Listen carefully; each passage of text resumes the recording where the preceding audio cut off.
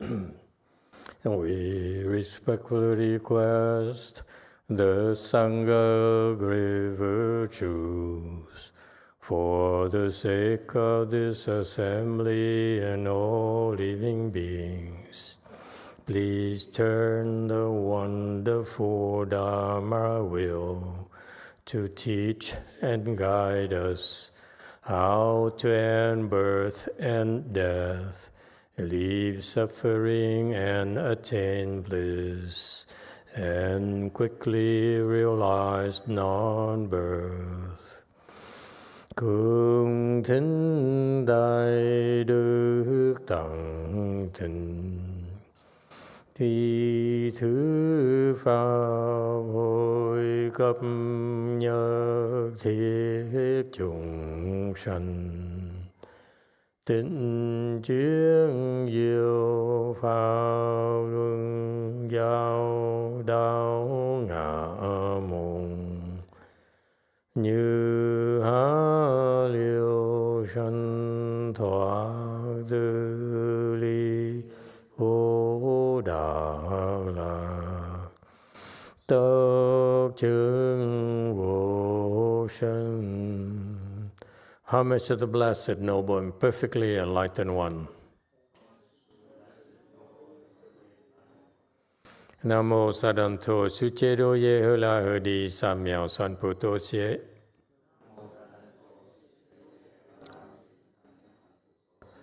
Nam mô Tạc Tạc Tha Tô Ya Đà Ya A La Ha Đế Tam Miệu Tam Bồ Đà Toa.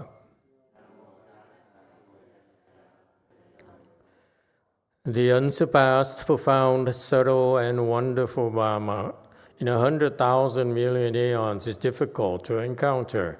Now that I'm able to see and hear, I will receive and maintain it. I vow to fathom the thus come one's true and actual doctrines.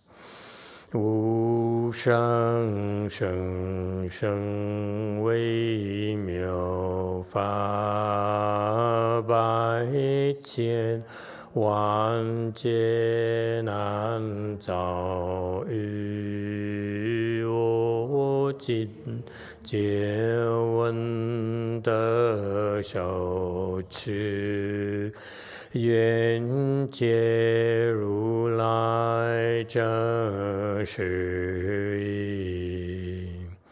O Buddhas and Bodhisattvas, Great Master Sutra, Great Master YongHua, all good monks and nuns, and all good knowing advisors of Emitofuo. 诸佛菩萨、诸者大士、师父上人、各位出家人、各位上智士弥陀佛。Chư Phật Bồ Tát, kính thưa trí gia đại sư, thượng tiến hóa, quý thầy cô và quý vị thiện tri thức A Di Đà Phật. Hello everyone, today is the 8th of November 2025.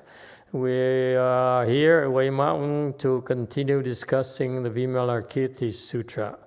Thank you everyone for joining us. We are now on slide 466, continuing with the verses, explanation of verses uttered, said by Baoji, the elder's son. He says, all dharmas are born due to causes and conditions. And this is what in Buddhism is referred to the principle of dependent origination. Okay, meaning that whatever happens right now depends from something else, from a cause that happened before. That's why it's dependent upon the origin of a certain cause. Okay?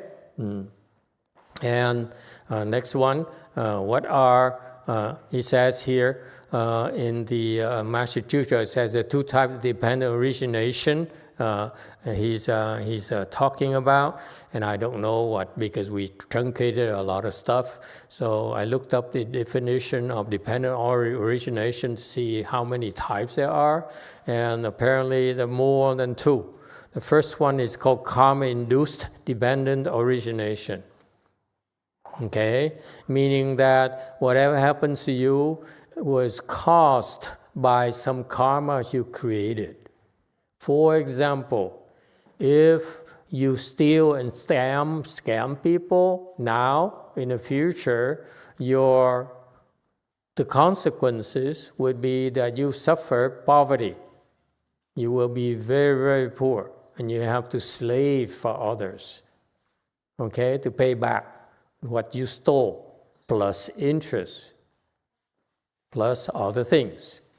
Number two, the second type of dependent origination is consciousness-induced dependent origination, meaning that whatever you created in the past, karmas you created in the past, all these karmas are stored in your consciousness as a seed, in the eighth consciousness as a seed. And these seeds you will carry with you lifetime after lifetime after lifetime until the seeds mature. Very much like the seeds you plant into the ground. Eventually, with the proper conditions, they will sprout. Okay, so that's what dependent origination through consciousness induced, meaning the seeds in the consciousness. Okay, so the seeds are there. We all have all sorts of seeds ourselves, and they will eventually someday mature. The good ones will give us good things, and bad ones will make us suffer. Okay, for example, if you do good deeds, do a lot of good things, then you are having the seeds for you to enjoy heavenly blessings. When you're born in heavens, you only know pleasure, really no suffering until the end. It's only at the end of your life as a celestial being will you know suffering. From the moment you're born by transformation up there until the moment you die, the time you die, is all pleasure. Okay? It's wonderful. So that's why it's called heavenly existence. The third type of dependent origination would be the Tathagata's treachery dependent origination. Basically, it says that you go even deeper. Remember, first one is karma-induced, meaning you hurt someone, you steal, okay, and therefore you will be punished. Okay, and that's from your karmas.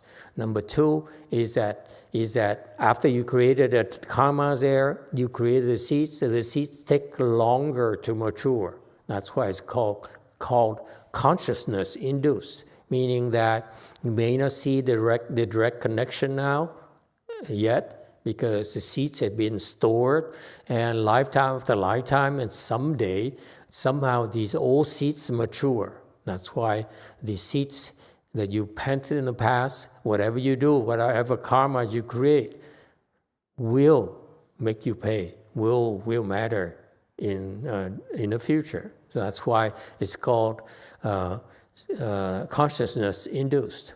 Number three, the Tathagata tertiary dependent origination means that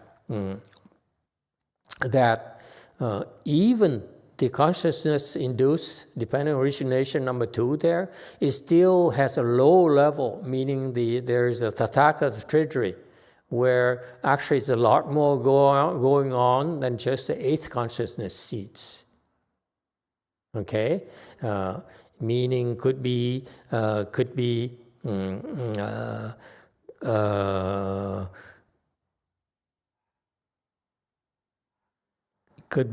that a lot more than just your own seeds, all right?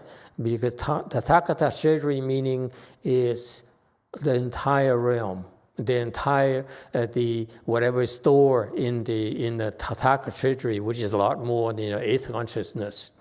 And finally, the Dharma realm dependent origination, meaning now it helps you to go beyond our realm. Okay, our Saha world, okay, is what you can observe, but what you don't realize is a lot more. There are we are also affected by other worlds as well. All right. For example, you may be able to go to the Pure Land, okay, and therefore therefore, and eventually in the future, you go back from Pure Land, you come back here to do work on a mission, on a short-term contract, very much like a mercenary, okay? And you come back. And so you see that there has to do with dependent origination, because that was a seed planted somewhere else in the Dharma realm. Does it help? So you see, dependent origination is a principle of cause and effect, but you call it because you can observe the consequences. That's why the message is that every single karma you create matters. It will induce something to happen in the future, okay? Good things and bad things. 470. All dharmas are born due to causes and conditions. And therefore, it says here, production meaning birth, due to causes and conditions, because, and this is very, very Tiantai. He goes into the scholarly perspective, the Buddhist teachings. He says that, remember the Four Noble Truths, the truths of suffering, accumulation, and the way and extinction. Okay, he says because of ignorance within the various realms, there are two types of suffering and accumulation arise due to causes and conditions. Okay, again, a scholarly approach. He explains that he connects the dependent origination to the Four Noble Truths of suffering, accumulation, the way, and extinction. Okay, and all those Four Noble Truths, also the teaching arise from causes and conditions. All right, they're also a dependent origination. We can go into deeper, but I feel that sometimes it's too much. Okay, I just want to refer to you that the Tiantai school concept here is that they study everything very exhaustively, probably a lot more than we want to discuss, but it's for your own intellectual stimulation. You can go to them and research it. It's very impressive. Okay, next, 471. There is no self, no action, nor recipient of action. Good and evil karma do not vanish either. 无我、无造、无受者，善恶之业亦不亡。 Okay, now you see the verse is uttered by this Baoji, the elder son, a lay person, shows how much wisdom he has. He says, this is how I see things. This is from my wisdom. I see there is no self, no action, nor receiving. Okay? And it says here, Master Chucha says that there is neither existent, non-existent. We've been discussing since the last lecture, okay? And the four teachings refer to the store teaching, the connective teaching, the separate teaching, and then the lotus paranirvana teaching. Okay, it says throughout those four types of teachings, there is no self, no action, nor receiving. Okay, good and evil karma do not vanish either. Okay, that everything arises due to causes and conditions, and that's what we call phenomena. Phenomena meaning things you can observe, okay, or things that happen in our lives, and everything happen in our lives due to causes and conditions. And in the two teachings of Vipulya, meaning connective teaching, and Prajna, meaning separate teaching, ignorance creates evil within and beyond the realms. And two realms of suffering and accumulation do not perish. And also in both Vipulya and Prajna, two realms of way of extinction, ignorance, do not perish. The arising in succession due to causing conditions are known comparatively. So it basically says here that in all the teachings, when you talk about good and evil karmas, the karma you create, whether it's good and evil, they will have consequences. Okay? You cannot say, okay, you can forget about it. It will go away. No, eventually will mature. So every single karma you do a good thing, you will benefit from it. You do a bad thing, you will suffer from it. And that's how it is. Okay, it's confirmation of cause and effect. Good causes, good effects. Bad causes will engender bad effects. Yes, go Forrest. Hello, Master. I have a question about this. I think last week we were talking about if the cause can be emptied out, then then there's the karma is not there. Well, that's not exactly how we talk about it, but we sort of touched something along the line. And here the verse says that there's no self, no action, and no receiver. Then that's related to that, the emptiness of the cause, right? So, and then the second part of the phrase says but the karma of the evil and good still exist. So, could you explain more about this? Take the example of enlightened people. To them, it's a good question you ask, and thank you for the question. Therefore, to them, there's no self. This refers to people who have wisdom. They put an end to the ego. There's no self. And therefore, once there's no self, who's creating karmas? There's no one who's creating karma. Therefore, it's no karma. Okay? No receiving.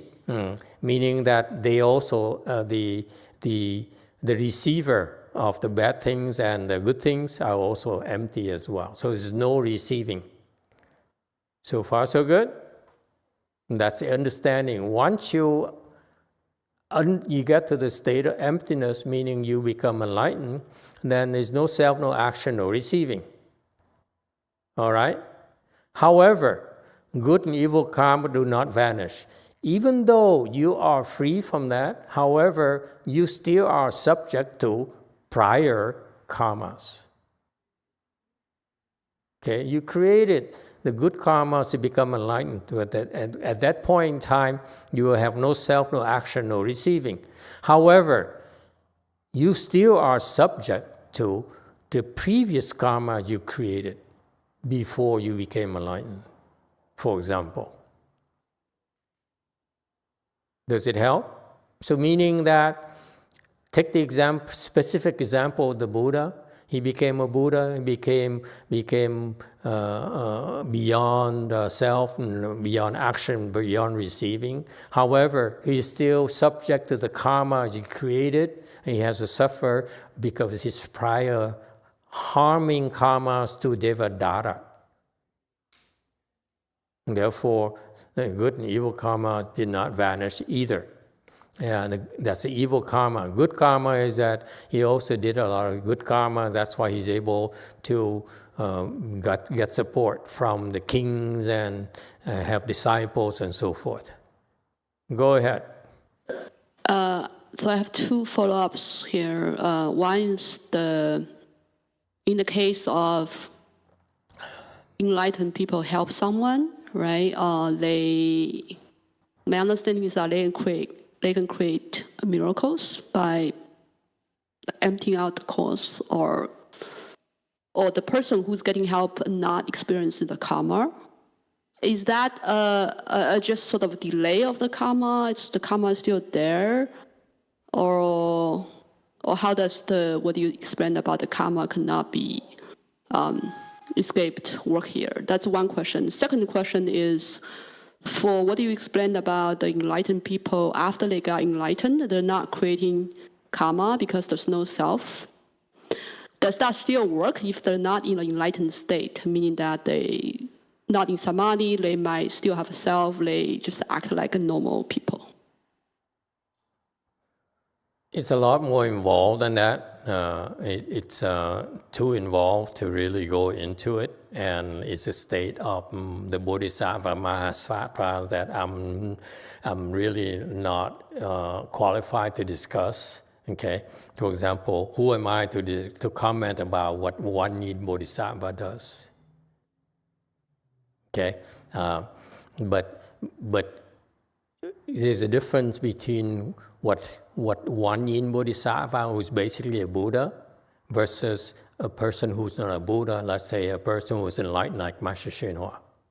Okay, one yin bodhisattva, when she helps you, it's a different form of help. Okay, where there's no self, no action, no receiving. Okay, but good and evil karma don't even exist nor vanish. Okay, it's a very, very different type of condition that I don't understand enough to explain to you. But that's what happens. Okay. However, for a person like my Master YongHua, my observation is that he's a bodhisattva. He's no self, no action, no receiving.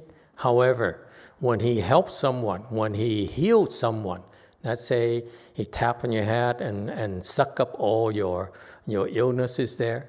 The illnesses arise from your prior karmas, right? So those karmas did not simply vanish. They don't disappear when he helps you. They simply go over to his body.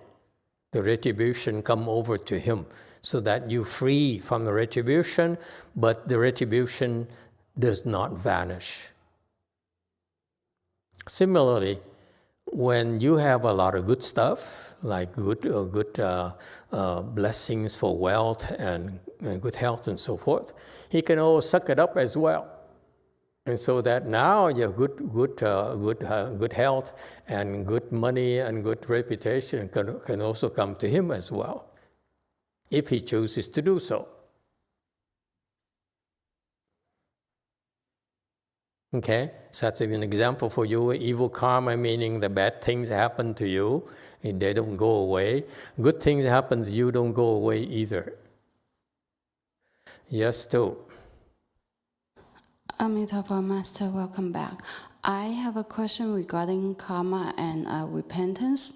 I just happened to yesterday heard of a Buddhist story about a Shamini was laughing, making fun of an Arhat who was a bhikkhuni. The Arhat told him, and then he immediately got very scared and repented to the Arhat about his offense. But then after that, he still suffered 500 lifetimes of retribution. So my question is, the Arhat was not able to eradicate the offense?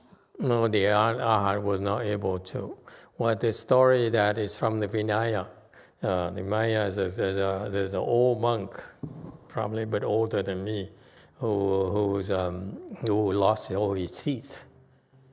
So, I don't know you ever live with anyone where old people have no teeth left.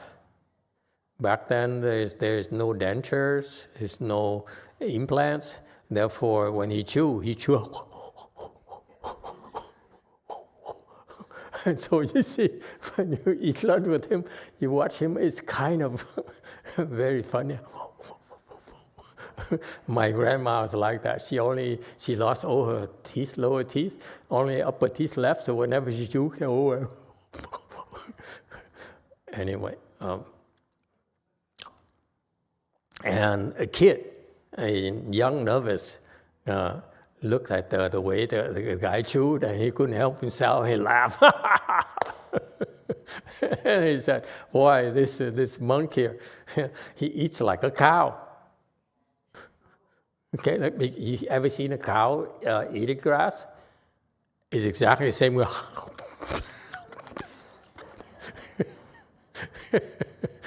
Even you are laughing, right? I mean, come on.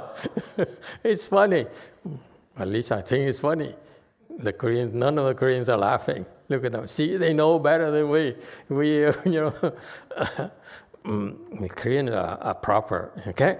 So notice, no Koreans laughing at all, okay?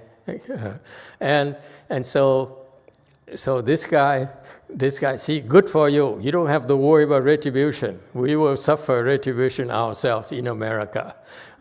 And so this guy was laughing a laugh, and he joked about this guy, this old monk here. He didn't realize the old monk was a fourth-stage arhat. The old monk eats like a cow. And they laughed about it. So the old monk heard about it and called him in and reprimanded him and said, "You are not supposed to make fun of your elders, okay? And you should repent." And the old monk knew better because he was a fourth-stage arhat. He knew that if you are not fourth-stage arhat, you make fun of fourth-stage arhat, you will suffer the consequences. You will fall to the lower realms, okay? By the way, I laugh because I'm okay. I'm above fourth stage. just in case. If bad thing happened to you, don't blame me for not warning you. Okay? So this is why cultivation matters. When we rise above it, we can laugh at low-level people. Okay. Okay. Even Koreans are still not laughing. So serious. Okay, so the old monk, the old cow monk, he goes, "You should repent." Okay, and so the novice got down his knees and repented. Said, "I'm so sorry. I should not have laughed at you." Even, no matter how funny it was, something along that line, he laughed as well. Anyway. Even with his this repentance, and the monk forgives him, even with his repentance, he still fell to a lower realm. He himself became a cow.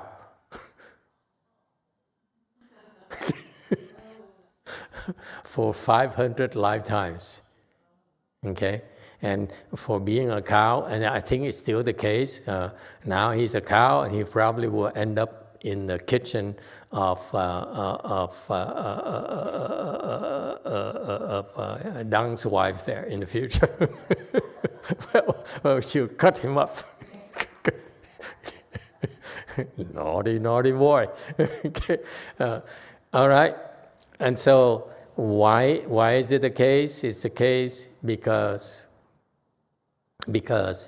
even though he repented to the fourth-stage arhat, okay, he still has to suffer the consequences because it's not completely erased. Okay, fourth-stage arhat can go so far.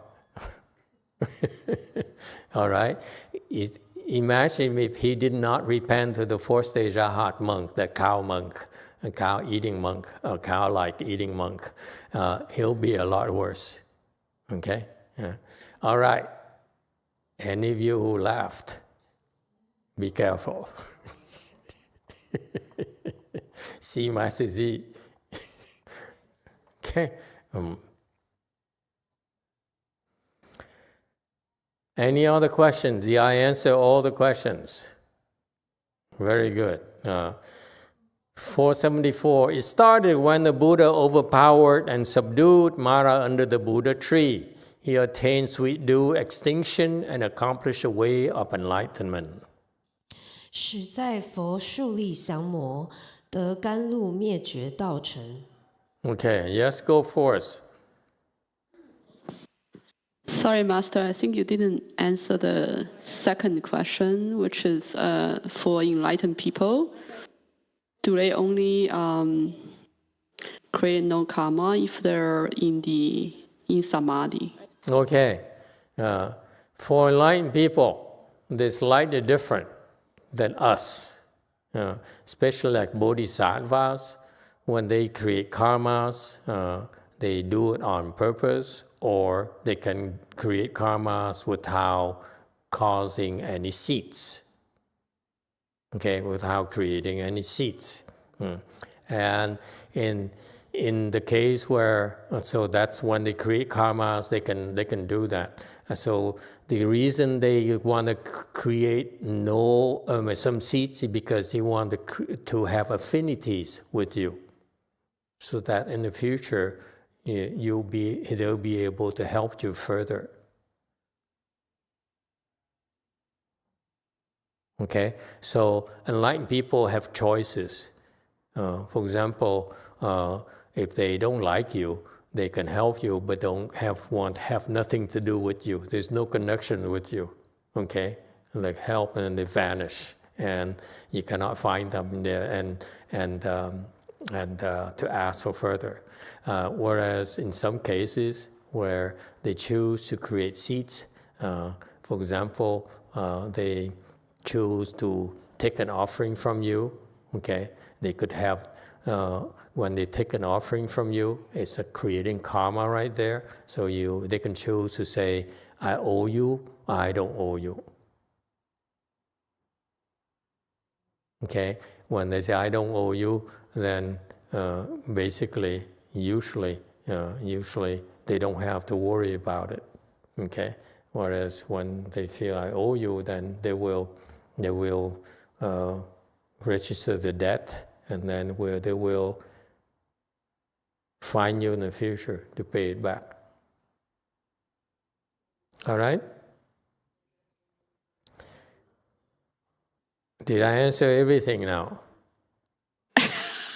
Are you expecting me to say yes? I think my question was more around like if enlightened people do evil deeds, because the way you explained it is that because there's no self, so there's no action, no receiver, so they don't create karma after they are enlightened. So my question is that like true, or it's conditioned on they have to be in a state of emptiness? Emptiness to for do them what? not to create karma. They have to be in a state of no self to create no karma. So if they do something evil while they're not in the state of emptiness, are they still creating karma just like normal people? Oh yeah, absolutely. Not only evil, but also good deeds as well. Thank you. Thank you. Okay. Yes, too. Continuing with the question. I have a follow-up question from Chin's question. Of course. So, in the scenario, because you told us when we do an offering to a Sangha member, if we make 3 bows, it's done properly, a Sangha member would have to accept it.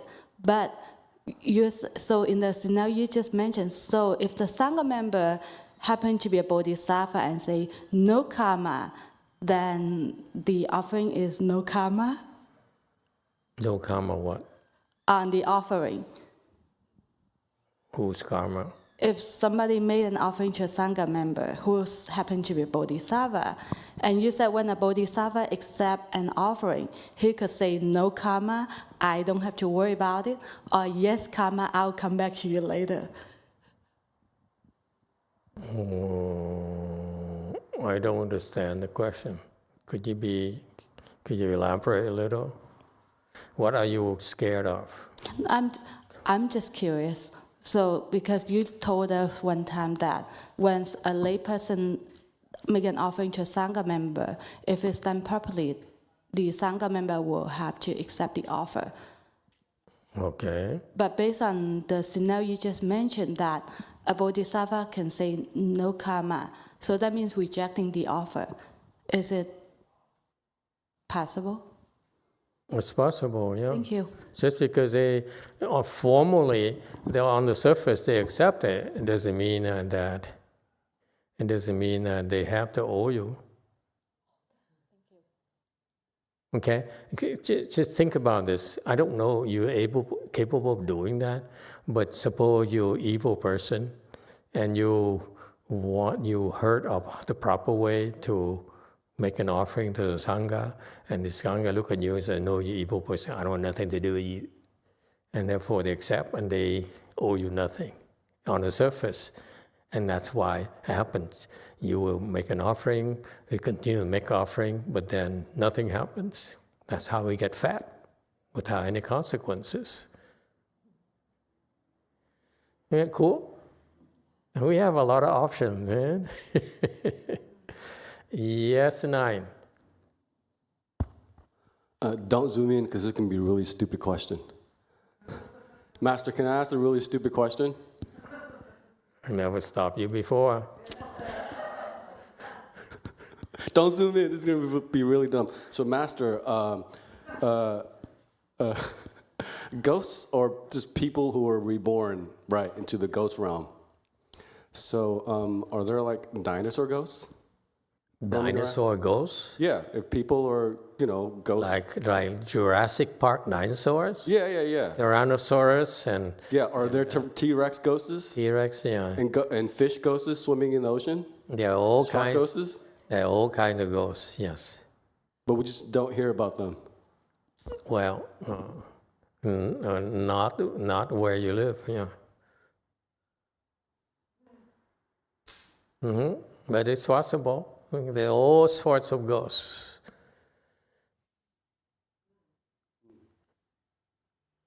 All right? All right, any other stupid questions?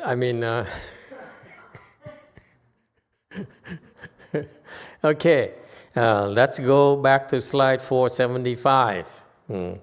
And so this section here is praising the Buddha. Okay, according to Master Chucha, this section here, of course, this young man he Baoji. So when he said these verses in order to praise the Buddhas. Okay, and he now it praise the benefits of form and praise the benefits of response mind. Okay, he's that detailed.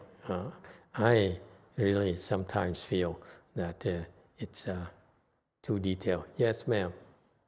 Master, the sutra text, it says it started when the Buddha overpowered and subdued Mara under the Buddha tree. Is it Buddha tree or Bodhi tree? Should it be Bodhi tree? It's Buddha tree. It will explain later. Yeah, it says Fo Shu. Okay, so we'll be clear later. Lucky for me, I read this explanation in advance. I prepared. Okay, yeah, explain. It has Buddha tree right here. Good question. Okay, 476. Buddha tree here is at the Buddha tree of the Buddha, and it's also called most auspicious tree, and also known as Bodhi tree. Okay, that answers your question. Okay, when he first in order to become a Buddha, all Buddhas have to go sit under a tree, and that tree later is known as a Bodhi tree. Okay, and this is what happened. This is a kind of cool information for you, and it's going to happen to you. This is the play that happens time and time again because that's how he became a Buddha, by the way. That's how you all will become a Buddha. How? Interested in knowing? Right here. Before you become a Buddha, this has to happen. All of you, all of us. Isn't that cool? Now, so you know what's going to happen. You know your future already. In the future, you all will become a Buddha, and this is going to happen to you before you become a Buddha. Wouldn't that be cool? Okay? Yeah? All of you. This is what's so cool about it. Okay?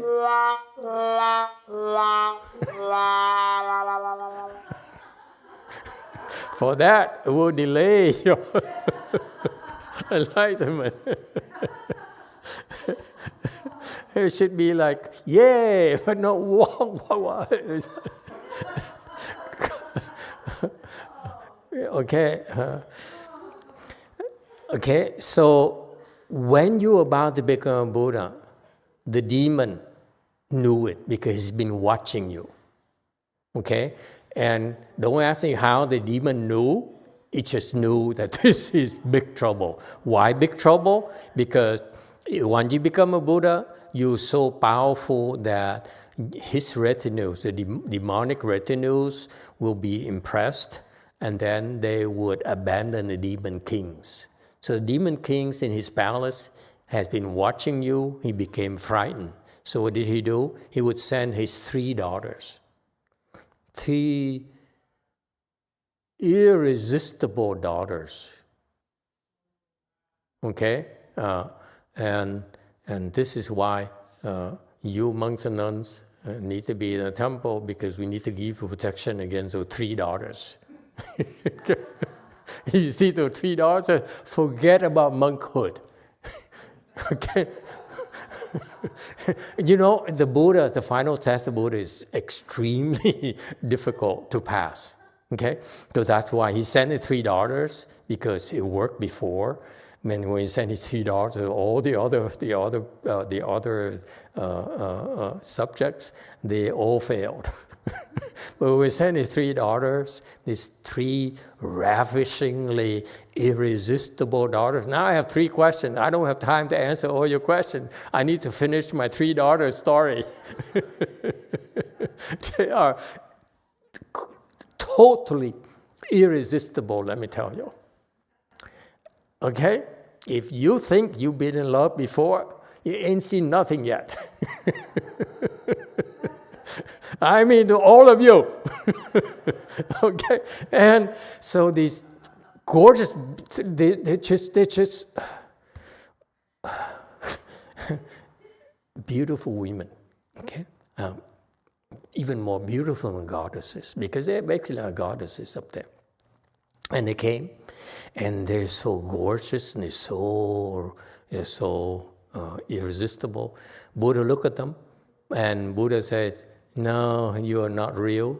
And from Buddha's, he used his spiritual power, and these demons, girls, they became very old and with baggy skins. Okay, and the Buddha says, "Look at yourself in the mirror. What's so attractive about yourself? You think you can enrapture people like us?" And so the 3 demon daughters of Mara can see themselves in the mirror, and they were so aghast themselves. "Oh my God, we are so ugly!" And they ran away themselves. Okay, that's Buddha's spiritual powers for you. Okay. I assure you, you were the Buddha, you forgot about your spiritual powers. They are dangerous. You have to be scared. Okay, that's it. We'll continue. We have 3 questions here. Number 3. Master, I think when I first started meditating that I had an occurrence with Mara. And it was at the end of sitting for not very long, but I set the amount of time. I think we were in the park. I think it was... Was it here in Los Angeles or in the Philippines? No. It was in good old Downey Lake Park. Oh, the Downey era. Okay, era. Area. I can remember it was very painful, like beginner's pain is really, really terrible. Feels like a truck is parked on your legs when you cross. Yeah. And I finished, and my eyes were closed, and all of a sudden I saw what I would describe as Mara, a dark, lurking figure with these blazing red eyes. Yeah. And we had a staring contest for, I don't know, a few seconds maybe. And then I had opened my eyes. We had finished meditating, but what it conveyed to me was I was obstructing his negative power by continuing and holding onto a lotus position for as long as I did. Wow, how interesting. Where is this park now? It was the park where we had meditation in the park, Downey. Oh, that's with Shana. Yeah. XA. Yes. See. That's what happened. That's why, when you go to these parks, that's what happens to you. Better come to the temple. Sorry, cheap shot. Yes, JMT. 마스터, 그 춘의 질문에 대해서, 춘이 한 질문과 저 연관 있는 질문인데요. 그러니까 예를 들면, 마스터 X씨가 저에게, 죄송해요. 사무국수님 처음부터 다시 할게요. 그러니까, 그 춘의 질문과 연관 있는 제가 질문인데, 제가 마스터 X씨에게 주는 오퍼링에 대해서는 마스터 X씨가 선택권을 가지고 받을지 말지, 저와의 인연을 가져갈지 말지, 마스터 X씨에게 선택권이 있다고 이해를 했고요. 한번 끊을게요. Let me guess. Well, let me guess what she just asked. She just said that my husband and I will start taking taekwondo.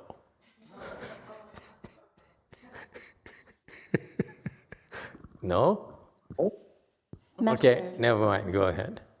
Master, my question is related to Chun's question. It's about, let's say, Master XC, I'm planning to offering something to him.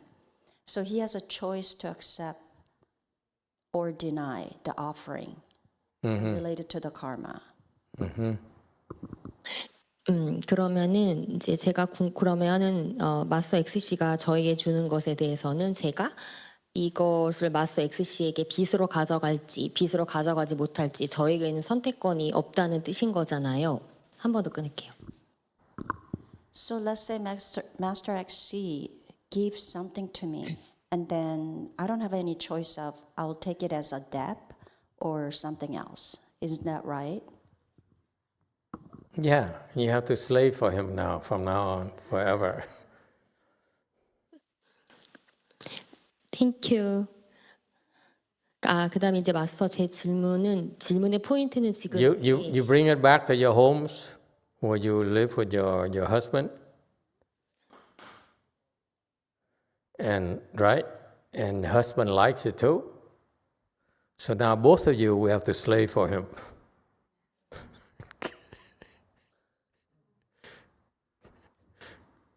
감사합니다. 땡큐. 그래서 제 질문의 포인트는 그렇다면 마스터 X씨가 제가 한 오퍼링에 대해서 공한 엠티네스의 상태에서 제가 주는 오퍼링을 받았기 때문에 초이스, 그러니까 선택권, 옵션을 가지고 있는 건지가 제 질문의 포인트인 거예요. So this brings to the point of my question. So Master C accepted my offering, but he accepted in the mind of emptiness. Does he still have a choice? I can't speak for him. You have to ask him. 그러니까 일반적으로 공한 상태에서 오퍼링을 대하면 그것에 대해서 인과가 생기지 않느냐가 제 질문인 거예요.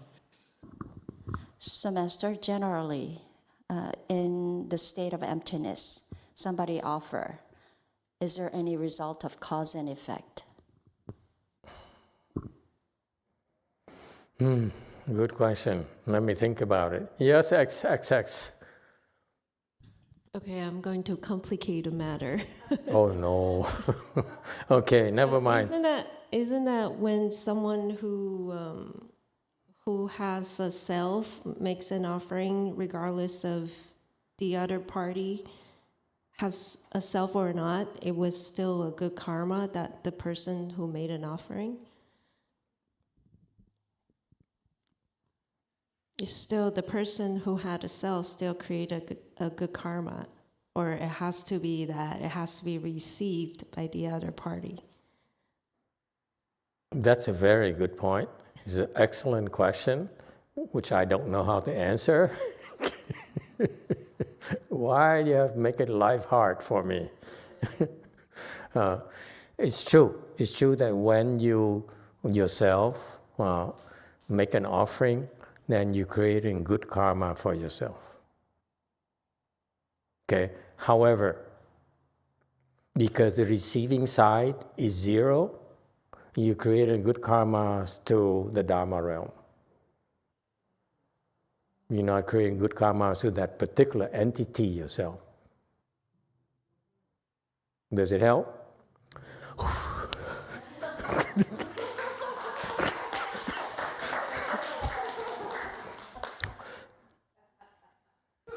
Does it answer your question, Jumi? 그러니까 제 포인트는 마스터 XX랑은 상관은 없고, 그러니까 제 질문은 레벨이 낮아도 결국에는 공한 상태에서 물건이 오고 간다면 그거는 인과가 생기지 않는 게 아니냐가 사실은 제가 궁금한 포인트인 거예요. So my point of my question is, let's say somebody with a lower level, but still the offering was happened in emptiness. So that means there's no result of cause and effect. I forgot. Who's offering to who? I want to be clear now because Jumi question is not clear.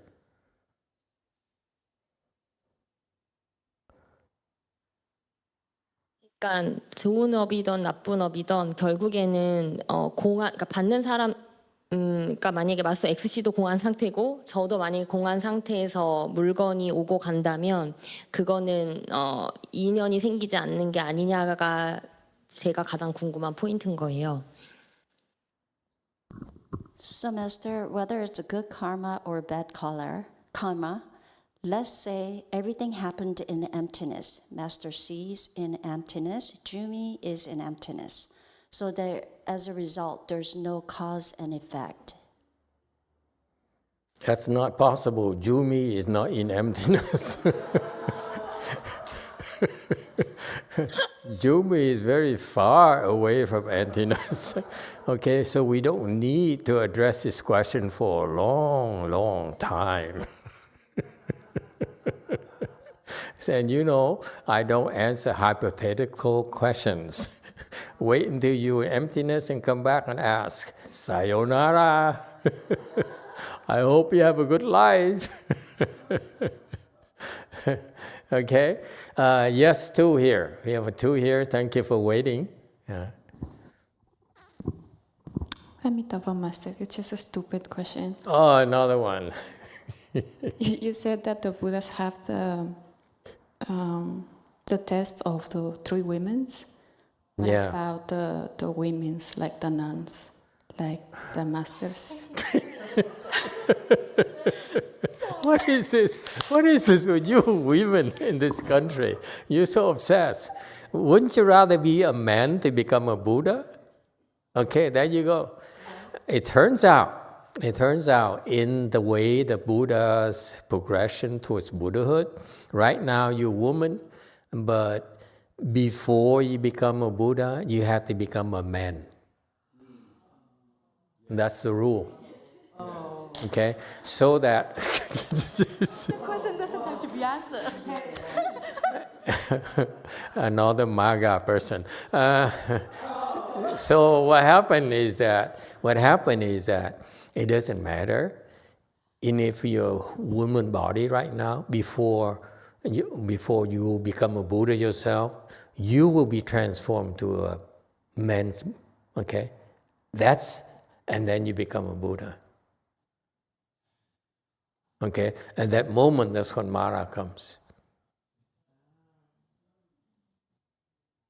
Is that clear? So, God, I mean, but on the other hand, if you like of a different type of woman, or you like women, then maybe, and let's not go there. Okay. Yes. Follow up to be with her question supplementary. I think we're interested to know, let's say a nun, before they become enlightened, do they go through a test with a handsome guy? Okay. Thank you. I don't have the answer to that.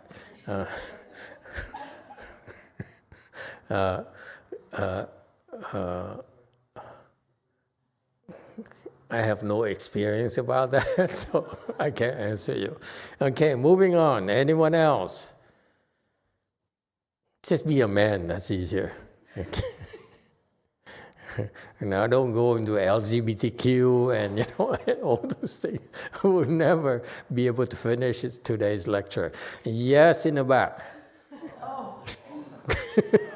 I tried to head him off already, but it may be too late. Yes, sir. Oh, Master, I just want to ask, so all Buddhas, before they become a Buddha, they have to pass through the test of Mara? Yes, all of them.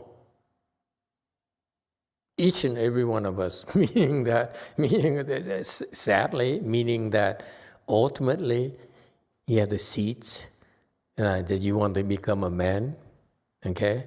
And the man who likes good-looking women.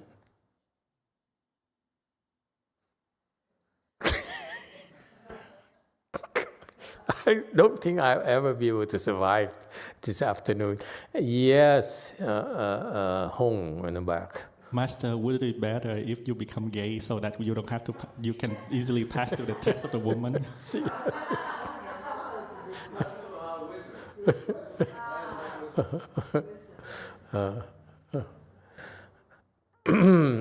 It hasn't happened before. You have to become a man who likes good-looking women. For now, you're temporarily gay, but eventually, before you become a Buddha, you become a man who likes gorgeous women. Don't ask me why it's unfair. I don't care. I didn't make the rules. I'm just telling you the story. Yeah. Yes, JMT. Koreans are participating now. Oh, it's the same one. 마스터 그러면 마스터 XC가 공한 상태에서 저에게 어떤 걸 주고 심지어 그걸 잊어버렸다면 마스터 XC는 와 저는 어떤 관계가 생기지 인연은 생기지 않지만 그러면 저는 그냥 빚만 가져간다고 봐야 되는 걸까요? 저는 공하지 않으니까. So, Master, Master XC, state of an emptiness, gave something to me. And because it's emptiness, there's no association, and he forgot about it, that he actually gave it to me. So that means there's no affinity between Master C and me, and I am ended up with a debt. Okay. Looking back at the moment he gave you those relics, he was not empty. That's all I'm going to tell you. Okay, you may be empty, maybe he wasn't empty. Okay, slide 477. Are we done with all the questions now? Okay, so the demon king, when seeing that his three gorgeous daughters failed, he sent the next one. 80 billion demon soldiers, okay? Meaning that each one of them represents different form of desires. You understand the meaning here? It's not 80 billion soldiers. Actually, there are actually 80 different forms of desires in this realm. Yacht, helicopters, Learjets, cryptocurrencies, Epstein,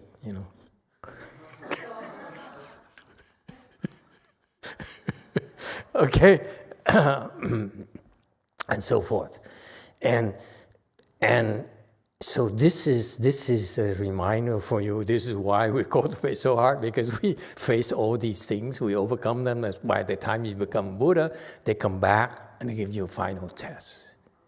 Is that for real? 80 billion demon soldiers, 80 billion desires. and you whining about, why they have to sleep, why they have to eat, only one meal a day. You whine. And wait until you become Buddha, you say, oh, I'm so glad that Master YongHua trained me this way. Yes, go for us. Master, so the three demon daughters, are they all representing sexual desire, or there are three kinds of something else? Sorry, we're going back to that topic.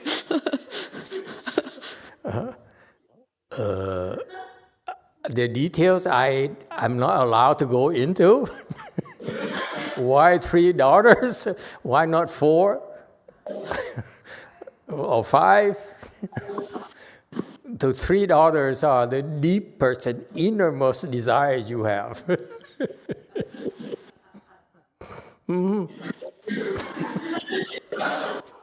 That men have.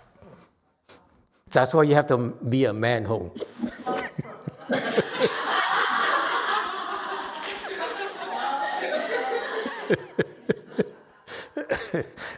Yeah, it's funny to you, but it's not funny when you face these tests, let me tell you. Okay? And so the Buddha defeated all these billions of soldiers. Okay? Can you imagine billions? When you watch a kung fu movie, you have this guy kicking and punching. It's maybe 100. Okay? We're talking about billion soldiers. It's fascinating. Okay? And he defeated them all to the point where now the Demon King have his best weapons, but they're all rendered useless, ineffective. The Demon King, Mara, became so impressed. He says, it never failed before. What did you do? Okay, and for that, because he asked a question, Buddha then spoke Dharma to him, and Demon King became first stage Arhat. Isn't it fascinating? This is why you don't worry about all these women, all these desires. Okay, that's part of your training. Okay, and eventually it will help you become Buddha and then convert the Demon King. And Demon King Mara was so impressed. He said, wow, I want to take refuge with you. And he took refuge with the Buddha. He became Buddhist. And he says, after that, he said, I don't want to go back up there to the heavens. And Buddha says, no, now you're my disciple. You should go up there. Back to the heavens, okay, so that you can help your own kind. Isn't that cool? So it's a very happy a story with happy ending. Cool? Okay? So becoming a Buddha is very auspicious, and it benefits a lot of people. And the Demon King and his retinues are the first one to benefit from the Buddha. Yes, ma'am, too. So, quick comment. That means if you want to get to the most wisdom, the Buddha wisdom, you have to get to the man first. So that's my comment. Question. So every time there's someone become a Buddha, is it the same King Mara comes out, or is just different Mara demon every time? Well, each world has its own Mara thing there. Buddha came to Saha world, so the Mara belongs to that desire realm, heaven, and of that world. Next, different world has different circumstances. All right. Okay, and so this is described in auspicious responses. Okay, and talking about concept of nirvana. Nirvana, this is a good information for you. Nirvana is the place where there's no more birth and death. It's also called sweet dew extinction, meaning that you extinguish all your desires, all your suffering, and at that point in time, it's called sweet dew because it became wonderful, came like sweet dew, meaning sweet dew is an elixir, would give you long life and no suffering whatsoever, only pleasure. All right?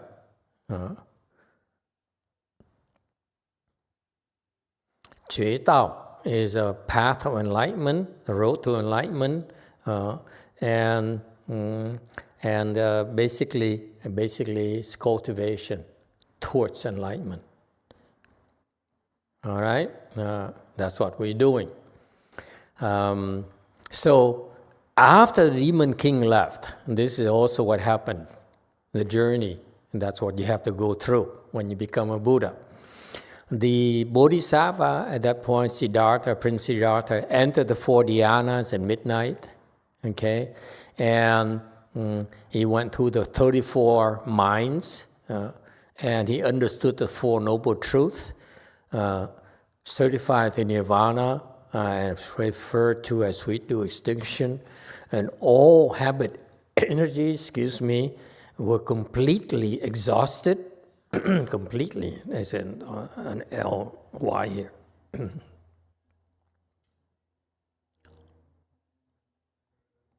Completely exhausted. Excuse me. And that's why it's called extinction. Meaning that when you become a Buddha, all your habit energies are extinct. See, meaning that bodhisattvas, even their bodhisattva, they still have habit energies that are still there. And that's why it takes them a long time to undo these habit energies, okay? And when he's able to, when he's ready, that's when he becomes a Buddha. Okay, habit energies, what are habit energies? Okay, habit energies, they all explained it here. Habit, yes, go first. Master, why does the Bodhisattva enters the 4 dhyanas? 四禅. Yeah. Not higher level ones. Not sure why. That's the journey. Okay, it's rather seems to be rather low, but basically he escaped to the formless realm. Okay, get to the top of the form realm. Okay, and I don't know why the 4 dhyanas.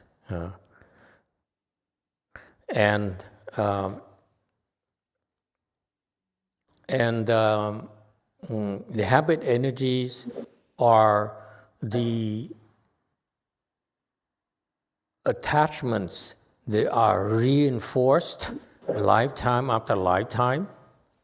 Okay, for example, if you are inclined to stealing, okay, that's because of the habit energy that has been formed for many lifetimes already. That's why you feel like, picking up a pen from the office supplies when no one's watching. That's habit energy. So far, so good. And so all the habit energies have to be completely exhausted before you become a Buddha. All right? So he entered samadhi, basically entered these samadhis at midnight, okay? And furthermore, he went through a lot more than just the 4 dhyanas, okay?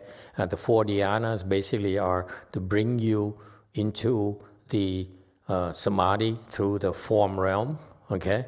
And then successfully enter the 34 minds, okay? Very quickly, in like momentarily, that's what happens. He'd been through those before. That's why boom, boom, boom, boom, boom, boom, very, very fast in the kasana minds. So these minds he went through are very, very fast. What are those 34 minds? Okay, they are Baran, the 8 patiences, the 8 wisdoms, the 8 non-obstruction, the 9 non-obstructions, and the 9 liberations. Those are the 34 minds. So he went to enter them very, very quickly in succession. So far, so good. And that's technically what happens. And then all of a sudden, he is able to sever the view and thought delusion, habit energies to accomplish proper enlightenment. Okay? There's a little bit more than that, but I don't want to go into it because the more I go into it, the more you ask me questions that I will end up not being able to answer you. So I better stop. Okay, dokie. Your question is getting harder and harder. Okay. And 481, because you understand the Four Noble Truths, you can see the primary principle. What's the primary principle? Okay, primary principle is principle of emptiness. Okay, Buddhism, these are jargon you should know. Primary truth, primary principle, primary doctrine. Okay, fundamental doctrine is everything is empty. And he, with clear awakening, he knows permanence, impermanence, knows countable, countless living beings, etc. So when you become a Buddha, it's fascinating. You clearly dwell in true emptiness. Okay, you are have this complete enlightenment. There's no more confusion whatsoever. What it means is that even though bodhisattvas are enlightened, okay, they are not Buddhas yet because they still have habit energies. Is that clear? So that's why they're here, working on these habit energies. And at that point, you know permanence, impermanence, you know countless living beings. You're able to see countless living beings. Okay? And these are the beings you're supposed to help. Okay? And possess all Dharma, such as power, fearlessness. Okay? And so you are, your armory is complete. There's nothing lacking in terms of tools you need to use to help living beings. All living beings, you have these different tools will be completely at your disposal. That includes 42 hands and eyes, it includes mantra, it includes everything. All the countless Dharma doors you've been practicing all this time, all these lifetimes, now they completely are accomplished. Is that clear? So that's the nature of our journey. It's cool. You learn these things and you learn more and more and more. So that's why if you have blessings, you're curious. You want to learn more and more and more. Okay? Spiritual powers to subdue demons, who have it. Okay?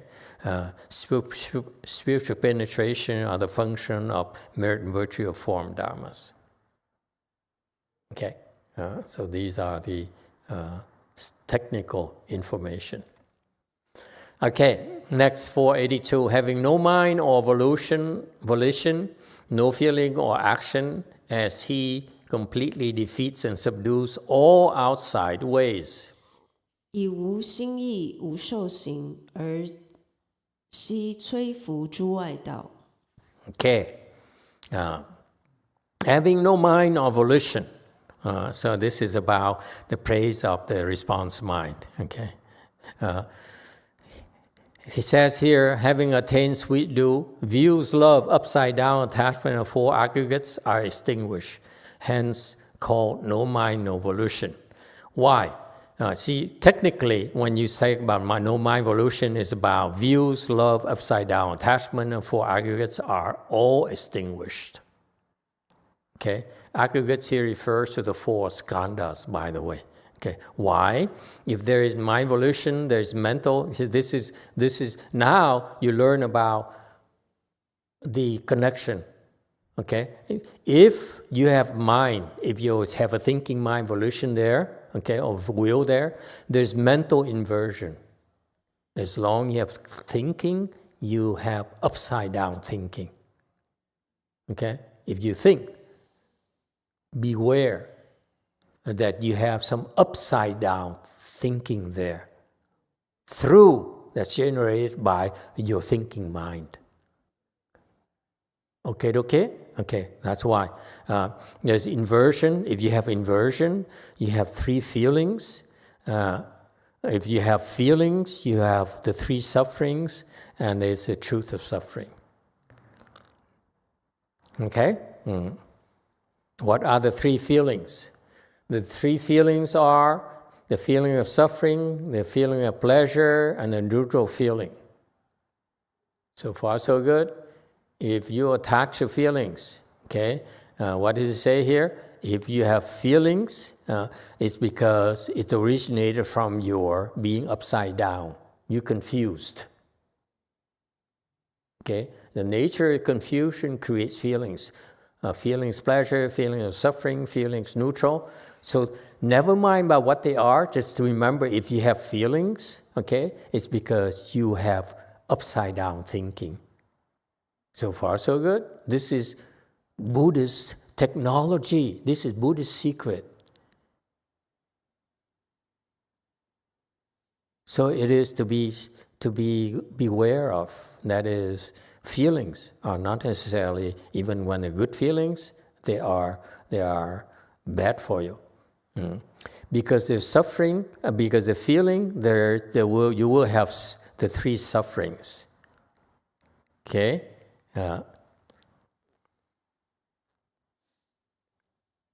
And that is the truth of suffering.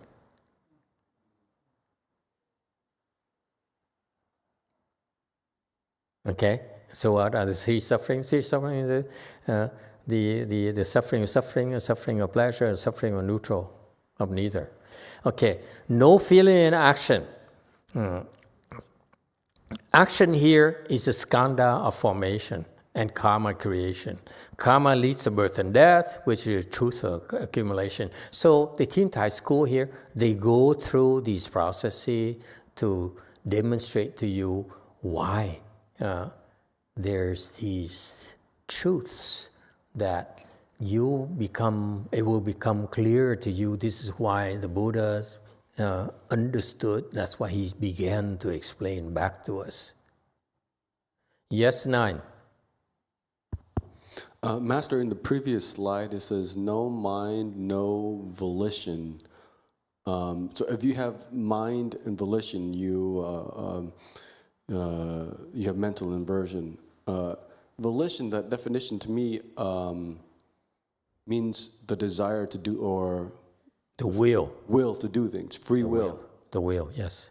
So if you have will, your mind is inverted, upside down? Yes, you have some inversions. Yeah. There's beauty inversion when you have will. But don't we need will to cross our legs to want to become a Buddha? Yes, those are the good side of it, but also bad sides. Okay, and nothing to be afraid of. The good side of the will is that it helps us do good things, but beware, there's also some evil side, some undesirable sides that will pop up. Eventually, you can use it for your cultivation as well. Okay, that's complete view of the process. No need to be afraid of it. Okay? And so he explains now, we talk about suffering, now he explains about accumulation, why there's accumulation. Okay, and now next he says, without mind, there's no feeling. Without feeling, there's no doing. Without doing means no karmas. There's no karma. Without karma, there's no accumulation. Okay, therefore, there's no suffering. So if suffering and accumulation are extinguished, then it has attained a sweet dew and the path of cessation.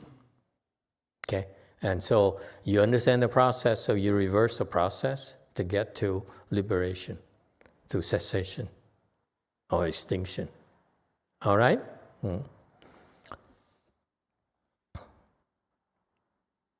And he explains more, and he talks more about the 5 feelings, 5 action, 5 karmas, the truth accumulation, When the accumulation is severed, Buddha is without volition. Without volition, there's no experience of the five view element and actions. He can refute the five views and so forth. Therefore, he can handle the outside, the externalists. So he can to overwhelm them. He uses the 3 stores and the 5 Dharma doors. Okay, so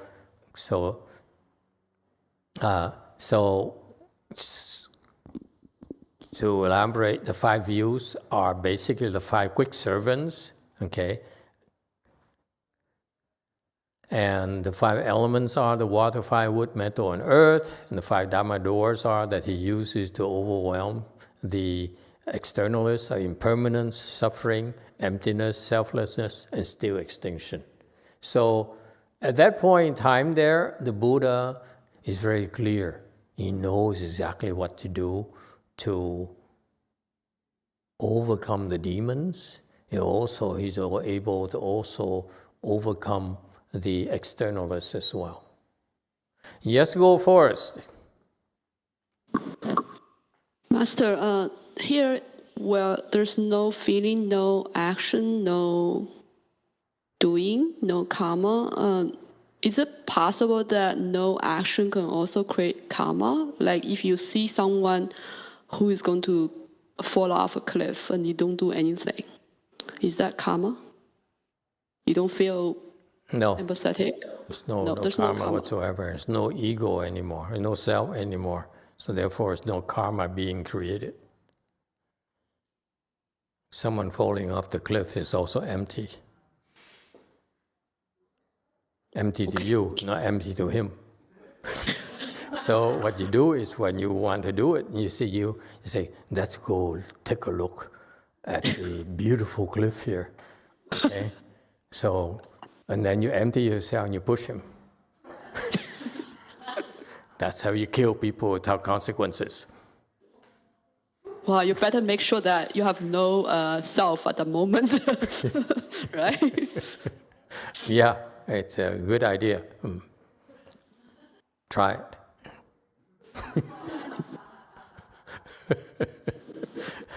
Okay, one last thing before I go. Allow me this thing here.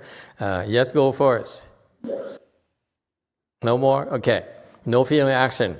And the Buddha refuted one with long nails. Okay. Do you experience feeling? Okay. So this is the logic, Buddhist logic. Do you experience feeling? You have a view of no feeling, and that's still feeling. Okay, feeling is suffering. That's how is that any different? You have to rely on no feeling, become arrogant, and belittle others. The long nails here. The long nails is an externalist. So then the Buddha converted him and become one of his big name arhats. Okay, you rely on no feeling. You become arrogant, belittle others, giving rise to body, mouth, and mind karma. Karma leads to accumulation, even leads to birth and death. How is the true nature? And so he's able to use the logic to defeat all the externalist reasoning. That's the point. It's kind of cool. Okay? And so one with long nail was subdued and attained pure Dharma eye. Okay? And so that's what you do to overwhelm the heretics. Okay? Because those are the two major obstructions are the demons, okay, which is very difficult to argue with, reason with them. You have to basically defeat them and then beat them up. And the externalists, at least to listen to reason. And the Buddha has full logic, if you will. Okay, and he's able to relate to the externalists, with their philosophy. Yes, go Forrest.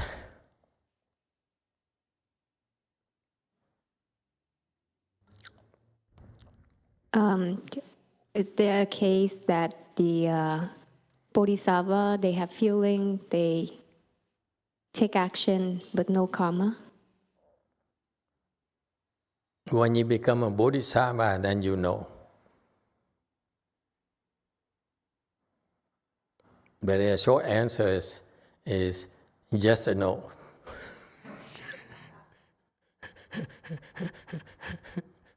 Okay? It's too complicated. When you're in that world, then eventually you understand.